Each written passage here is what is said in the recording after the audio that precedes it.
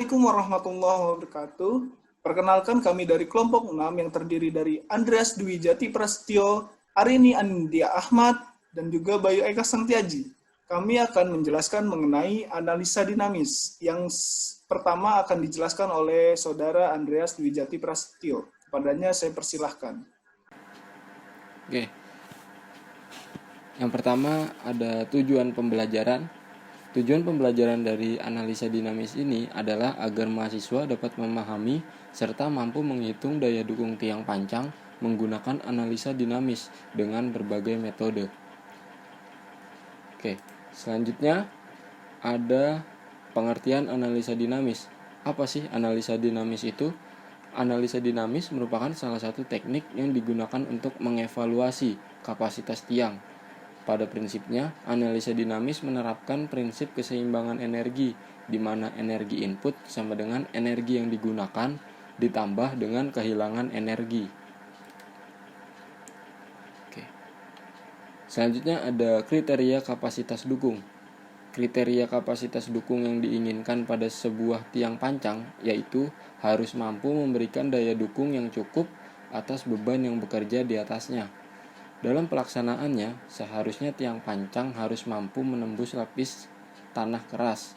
Namun, keadaan di lapangan menunjukkan hal yang berbeda dikarenakan keadaan tanah yang tidak homogen dan atau bersifat heterogen. Tidak jarang membuat syarat pemancangan menjadi tidak terpenuhi. Berdasarkan hal tersebut, muncullah formulasi-formulasi yang dapat digunakan untuk menghitung daya dukung tiang berdasarkan proses pemancangannya. Usulan formulasi dinamis ini didasarkan pada pengalaman dan data pemancangan yang pada akhirnya bertujuan untuk memastikan apakah nilai daya dukung telah tercapai pada kedalaman yang telah ditentukan. Baiklah, berikut ada beberapa rumus yang digunakan dalam menghitung kapasitas daya dukung pondasi. Di antaranya ada INR Modified Formula, ada Haley Formula, Gates Formula, Dennis Formula, Carroll Formula, dan juga Wika Formula. Metode INR Modified Formula memiliki dua rumus pada 1961 dan juga 1965. Untuk rumusnya yaitu kapasitas batas pondasi tiang sama dengan efisiensi hammer dikali energi hammer dibagi penjumlahan antara penetrasi kedalaman tiang tiap pukulan dengan konstanta dikalikan hasil berat ram hammer ditambah koefisien restitusi kuadrat dikali berat tiang dibagi penjumlahan berat ram hammer dengan berat tiang. Untuk rumus IN formula pada 1965 hampir sama dengan INR modified formula, hanya saja efisiensi hammer bernilai 1,25. Kemudian ada metode Wika formula 1990. Hampir sama dengan metode INR formula, namun di sini efisiensi hammer bernilai 2. Selanjutnya metode Carroll formula 1960. Kapasitas daya dukung pondasi sama dengan efisiensi hammer dikalikan berat ram hammer dikali tinggi jatuh ram dibagi penjumlahan antara penetrasi kedalaman tiang tiap pukulan dengan konstanta. Untuk metode selanjutnya, yaitu ada metode Haley Formula tahun 1930.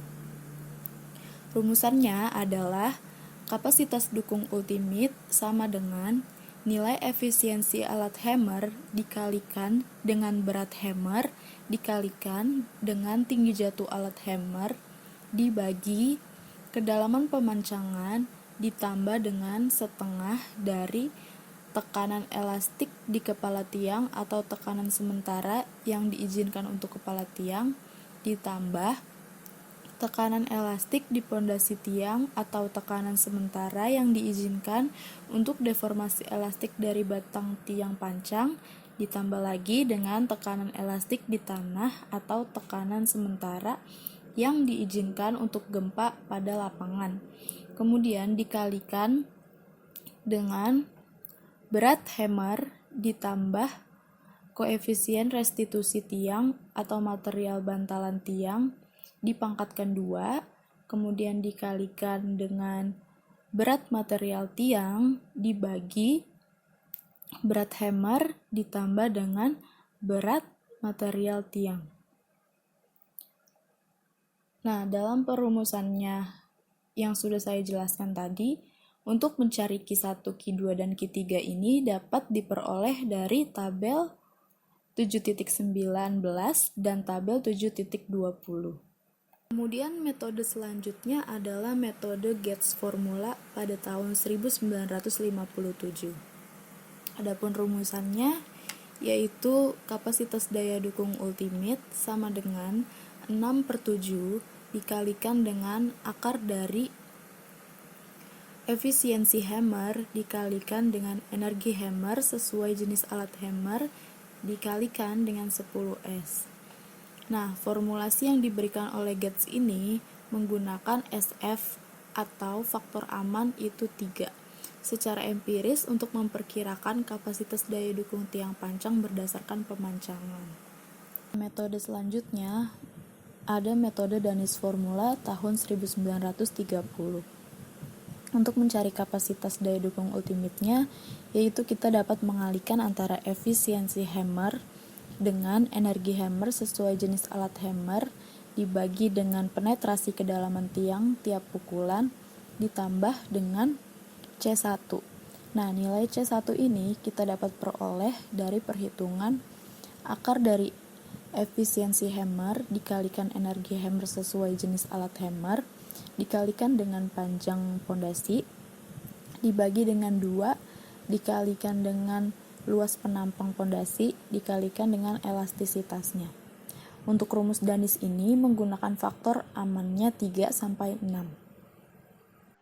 Sekian pemaparan dari kelompok kami, kurang lebihnya mohon maaf. Billahi taufik wal hidayah. Wassalamualaikum warahmatullahi wabarakatuh.